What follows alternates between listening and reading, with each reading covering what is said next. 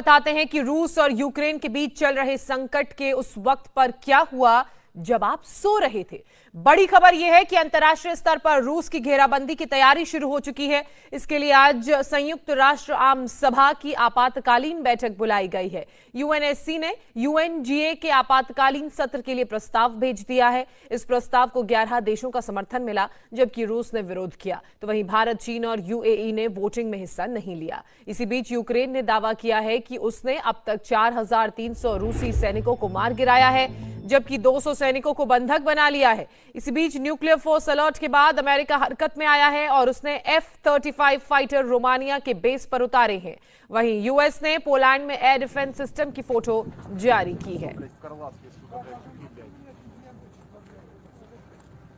रूस के खिलाफ अंतर्राष्ट्रीय स्तर पर घेराबंदी की बड़ी तैयारी शुरू हो चुकी है। यूक्रेन पर रूस के हमले को लेकर यूनाइटेड नेशंस जनरल असेंबली की आपातकालीन बैठक आज होने जा रही है।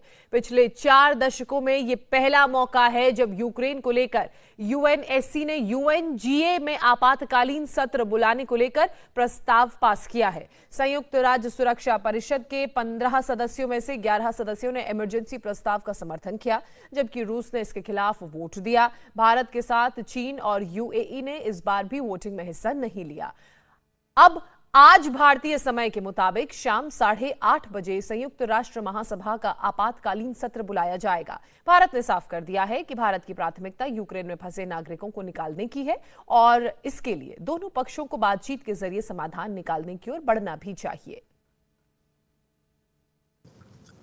It is regrettable that the situation in Ukraine has worsened further since the Council last convened on this matter. We reiterate our call for immediate cessation of violence and an end to all hostilities. There is no other choice but to return back to the path of diplomacy and dialogue. Our Prime Minister has advocated this strongly in his recent conversations with the leadership of the Russian Federation and Ukraine. In this regard, we welcome today's announcement by both sides to hold talks at the Belarus border. The global order is anchored on international law, UN Charter, and respect for territorial integrity and sovereignty of all states.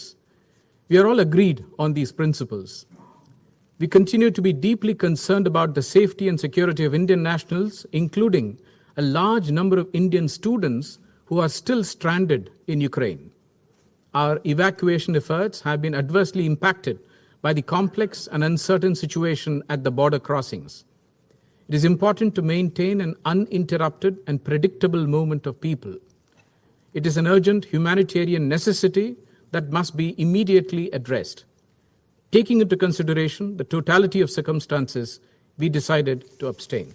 Thank you. India TV हर वक्त हर जगह